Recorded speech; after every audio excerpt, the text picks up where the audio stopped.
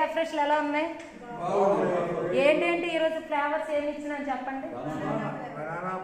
కుల్ఫీయా దొరుకుతున్నాయా? Dry fruits అందులో మొత్తం mix చేసి ఇచ్చిన. అవునా?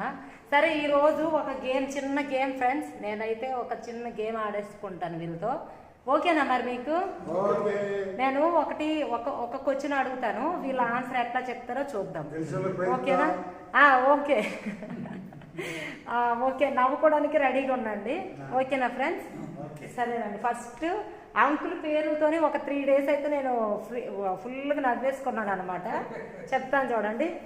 ఇప్పుడు రామారావు అంకుల్, రాఘవరావు uncle, sorry Venkatrao uncle, Ramarao uncle, రాఘవరావు అంకుల్, ఇదనమాట. ఒక అలా గుర్తుపెట్టుకున్నాను. ఇప్పుడు శ్రీనివాస్ సార్, ఓకేనా? లక్ష్మి, వీళ్ళు ఓకే. కాకపోతే వీళ్ళ ముగ్గురిది కొంచెం కన్ఫ్యూజన్. అయితే ఇప్పుడు వీళ్ళకి నేను ఒక క్వశ్చన్ అడుగుతాను, నవ్వుకోవడానికి రెడీగా ఉండండి. ఫస్ట్ ఎవరిని అడగాలి? నేను ఫస్ట్ ఎవరిని అడగాలి? మీరే హ్యాండ్ రైజ్ చేయాలి. ఎవరిని అడిగేయాలి ఫస్ట్? రామారావు అంటే ఇక్కడ కూడా అంటే నేను గుర్తుపడుతున్నా అంతే కదా. సరే, రామారావు అంకుల్ని అడిగేద్దాము. మీకు 1,00,000 రూపాయలు కానీ స్పాట్లో మీరు బయటకు వెళ్ళేటప్పుడు దొరికితే మీరు ఆ 1,00,000 రూపాయలని ఇమ్మీడియట్లీ ఏం చేయాలనుకుంటారు? అబ్బా, 1,00,000 అనగానే అంకుల్కి ఎంత నవ్వు వచ్చిందంటే ఆ ఊహ కూడా చాలా హ్యాపీగా అనిపించింది అంకుల్కి. చెప్పాలి అంకుల్, 1,00,000 రూపాయలు మీకు ఇమ్మీడియట్లీ దొరికితే మీరు బయటకు వెళ్ళినప్పుడు ఏం చేస్తారు? నేను యూజ్ చేసుకుంటాను.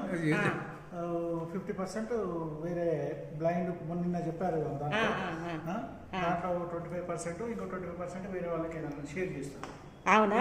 నేను తీసుకుంటారు. 50 తీసుకొని ఉన్న 50లో 25 బ్లైండ్, 25 ఎవరికైనా యూజ్.